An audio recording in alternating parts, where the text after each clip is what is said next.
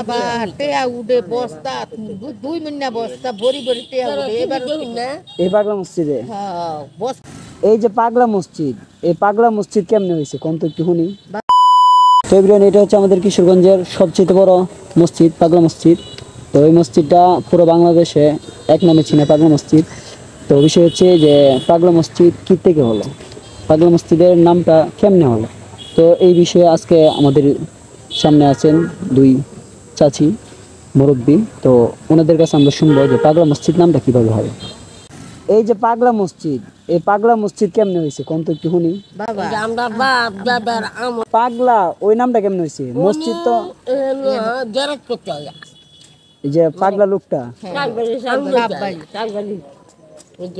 আচ্ছা মনে করেন এটা গাঙ্গা লামা, হ্যাঁ এটা গাঙ্গা ছিল পুরাটা গাঙ্গা পুরাপুরি কেট এই কেটের মাঝে আয়া উনি আয়া বসে কেটে তিন দিয়া সারা পূজা মাঝে একটা পাত্র মাছ যেন আর 3-4টাই তারা হরে থেকে যা তাই না এখানে নামাজ দিয়েছে। এতে পাগলা মসজিদ নাম হয়েছে। এই নাম হয়েছে পাগলের মসজিদ। পাগলের মসজিদ। পাগলের মসজিদ এই নামটা তো পুরো বাংলাদেশে চিনে, এই মসজিদে পুরো বাংলাদেশে চিনে। বাবা কোন মসজিদে দেখছেন এত কোটি টিয়া উঠতে? না, আল্লাহর কোন দরবার মসজিদে নাই।